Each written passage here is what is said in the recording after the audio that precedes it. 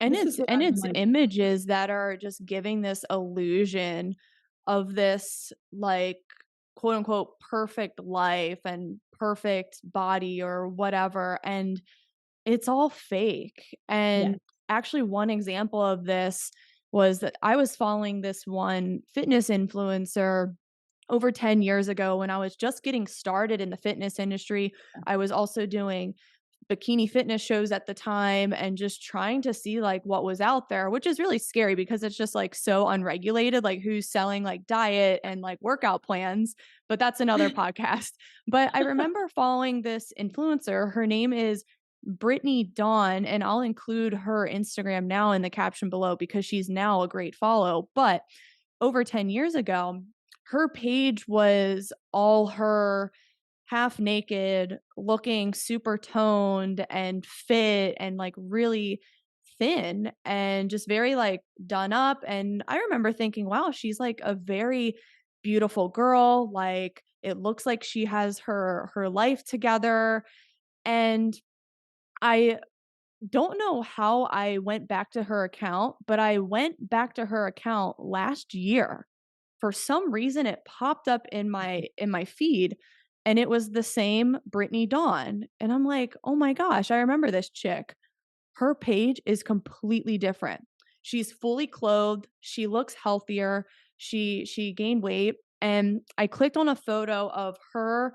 It was a transformation picture, her from yeah. 10 years ago when she was super thin and she like looked like she was like living this great life, and then a photo of her now when she's healthier. And she gave her testimony and she said, in the picture on the left 10 years ago, I had an eating disorder. I was depressed. I was drinking alcohol, and it looked like I was living the perfect life on Instagram, but I was dying on the inside. And now I finally found that I'm not going to seek approval from the world anymore, and I'm going to have a more modest approach to my account. I'm going to have a different purpose in my account, and it's more about like faith-based stuff and like her spirituality, and it's like not even about fitness anymore and like getting half naked. And I was like, "Oh my gosh."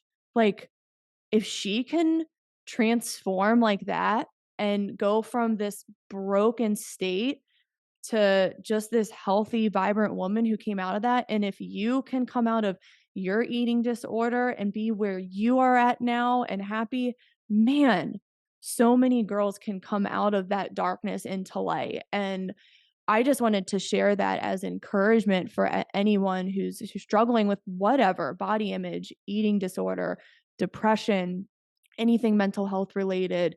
You can come out of it. But like we were saying earlier, you can't rely on yourself because you're broken on the inside, you're hurt, you're not well, you're ill, and you need that community, and you need that professional help as well. And Sarah, I know earlier in the episode you kind of mentioned having purpose and Mhm. not finding your purpose in this like disease and just like controlling things, but finding purpose in something else. And I just want to ask, like, now that you're healthy, like what are you finding more purpose in your life, and how are you able to stay on track? Yeah, it's so weird. I thought about it when I was driving back from the clinic. So now I'm a third year med student, and I've always wanted to go to medical school. It was like always a goal since I was a kid. But I was thinking of when I was driving from the clinic, and I was like, how long has it been since I went to the hospital? And I was like trying to do the math. I'm 33 now, and I went into the hospital when I was 21. And it's basically like I'm in another lifetime.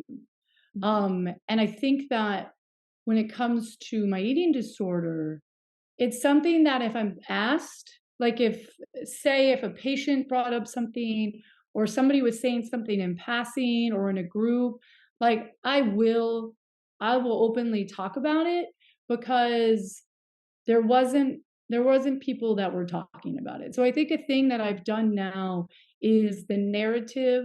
I really want to have it be about sort of resilience, to be about, I guess, like understanding and empathy.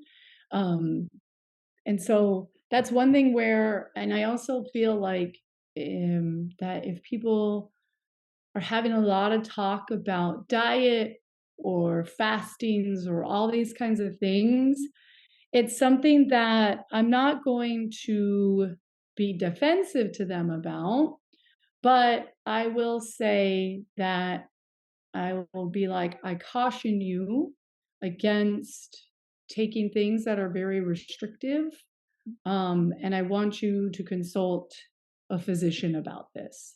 Start with the information, start with your baseline blood work, talk about like how you're feeling and stuff like that, because you kind of need to know where you're at. And if there's other things that are going on, like in your mind versus that of in your physically in your body, and you're trying to do stuff otherwise and actually work on something else.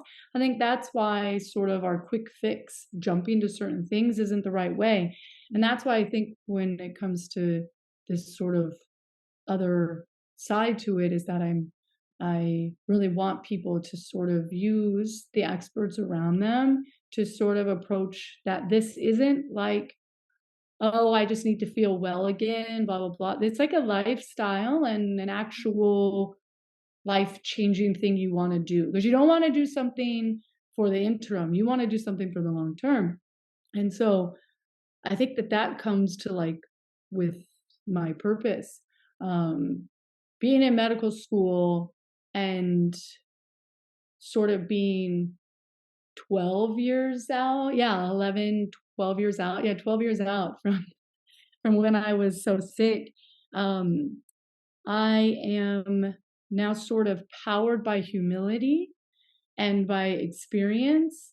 And so for me, all I want to do is I really want to be a kind physician that listens to my patients. I want to be the patient's advocate. I want to be somebody that will help them better or overcome something that seems insurmountable. And on that, I also think that had younger me back when I was 21 to now, I think also a part of it is that um, you can't ever make up for time lost. And so part of my purpose now is that I lost a lot when I was really sick.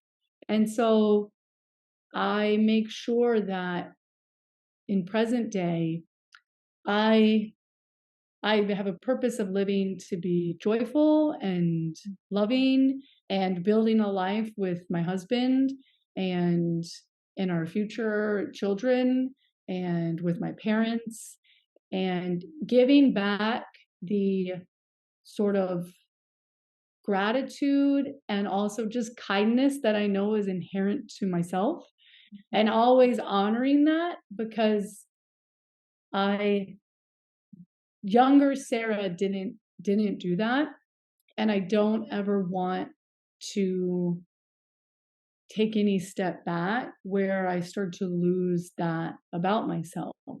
And so my purpose changes to be much more giving and much more purposeful in what I'm doing rather than anything that's objective and also like subjective to like things that I see on the outside no longer influence how I feel about myself, how I feel about where I am in like my medical career, how I feel about my relationship with my husband, how I feel about my future. I'm not letting those things have any more sort of control or say. And so I think that those are my three big things is that I I talk about it openly and with kindness. And then with my patients, I have a purpose to ensure that I can give them the best care and be heard. And then for myself, I live for my husband and my family and ensuring that I give what I think is some of my better qualities. And that is just my kindness and sort of supportive, loving nature. Um, those are the things that drive me, and those are things that I never really knew about back when I was young. But I think that if you listen to yourself a little bit more and you realize that these good things about you by being kind and listening and just helpful, because I think my husband says, like, he tells me, but every husband or partner or whatnot tells you you're the best or like you're the most or whatnot. But my husband was like, one of the reasons why I loved you so much is because you're so kind. You're kind to anybody and everybody. And what, and that's where I just remind myself, I always have to be kind first because kindness is a gift that I think that I love about myself and I love to give others. And if I lose that purpose in my life, then oh, that's where you think back on your darkest of times and you remember that you have to listen to what your purpose is. And when we're young, there's a lot of noise, but I promise that it gets a lot clearer. And the earlier you start to listen and believe in yourself, the better you're off, and the happier and the more fulfilled that you will be.